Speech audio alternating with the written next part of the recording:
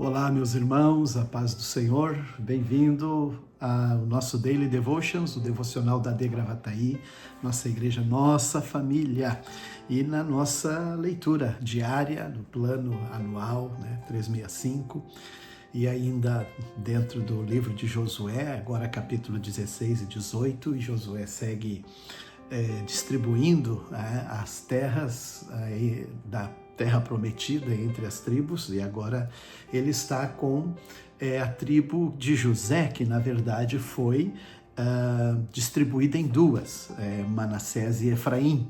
E aqui então é muito importante considerar, todas essas tribos, especialmente cada uma tem a sua também história e expectativas. Imagine, eles estão todos ali esperando qual o seu momento e os desafios que eles haveriam de enfrentar.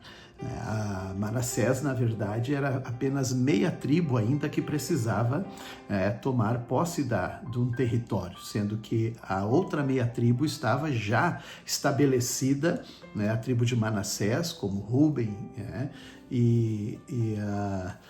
então eles estão lá no lado leste do Rio Jordão, quando Moisés mesmo ainda estava liderando o povo, já havia dado a eles a pedido deles para isso. Ainda também aqui Moisés, veja bem, ainda está influenciando toda essa distribuição pela sua direção, e as filhas de Zelofeade, que elas não podiam, não tinham filhos, enfim, elas receberam uma herança do seu pai a pedido delas, e Moisés consultou ao Senhor e falou que elas teriam direito, sim, e Josué agora, mais uma vez, ele entende que o caminho da obediência é o melhor caminho para a bênção, e assim distribui para elas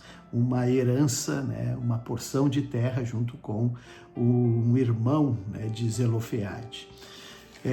E também a tribo de Efraim, ela está se sentindo um pouco limitada e quer abranger um pouco mais o seu território. E José disse, mas está aí, tem aí um bosque, uma floresta, vocês vão, abram caminho e conquiste esta terra. E assim eles fizeram. Mas foi também nessa época aqui que a terra já estava distribuída, faltavam ainda 7 tribos, mas para as outras já estava distribuída, e então a terra estava sob controle dos israelitas. E agora Josué reúne a comunidade de Israel e arma a tenda do encontro, o tabernáculo, o Mishkan, chamado no hebraico, o tabernáculo em Siló. E é interessante que aqui, quando ele estabelece o tabernáculo em Siló, da onde eles então vão prestar sacrifícios, vão ter decisões, reuniões de assembleias, Deus direcionando o povo.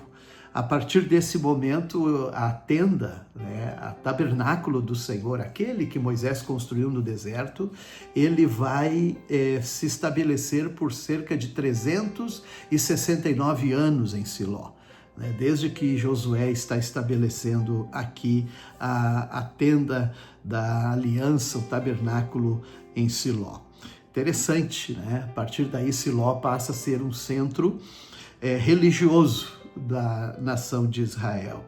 E ainda faltavam as outras nações. Agora Josué disse, gente, até quando vocês vão esperar para tomar posse do restante da terra? Ele reuniu 3 espias de cada tribo restante, para eles mapearem, eles irem e verem por onde vão distribuir as terras, e assim Josué ordenou que eles trouxessem descrito por escrito né, todos os detalhes da terra. E depois ali em Siló, onde está o tabernáculo, ele lançaria sorte para a distribuição dessas tribos. Agora então chega a primeira porção de terra, foi entregue por sorteio à tribo de Benjamim. E Benjamim era a vizinha de Judá. Tanto que Jerusalém, né, ficava ainda uma parte dentro do território, os jebuseus de Benjamim, dentro do território de Benjamim.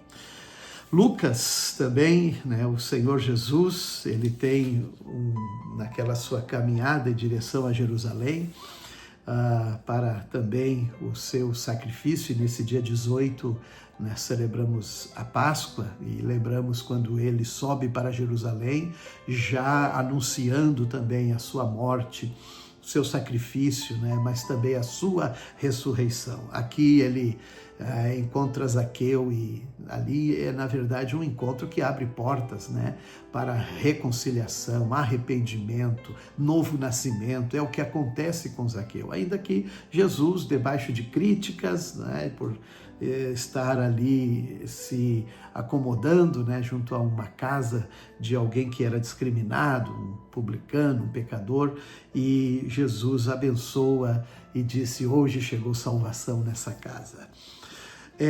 Muito bem, o Salmo 87, ele tem uma das grandes expressões proféticas, messiânicas e de esperança do povo de Deus, do reino de Deus, porque ele trata de Jerusalém. Quando a gente fala em Jerusalém, nós vislumbramos não só os seus aspectos históricos, os projetos e planos de Deus aqui, onde Jerusalém está, ali no Oriente Médio, na terra, né, de Canaã, a terra prometida, mas também a Jerusalém espiritual, a Sião, né, celestial. E é este salmo que expressa algo tão maravilhoso, né, sobre a eternidade e os projetos de Deus para Jerusalém. Ele diz aqui que no Monte Santo, o Senhor ama a cidade de Jerusalém mais do que qualquer outro lugar em Israel. Muitos lugares extraordinários em Israel, né, mas Jerusalém. Por que Deus ama Jerusalém? Porque é através de Jerusalém que o projeto de Deus de salvar, de revelar-se, né, a Israel e às nações é estabelecido. Quando Deus ama algo, é para fazer daquele algo um instrumento abençoador. Por isso Deus te ama, eu sou um instrumento abençoador.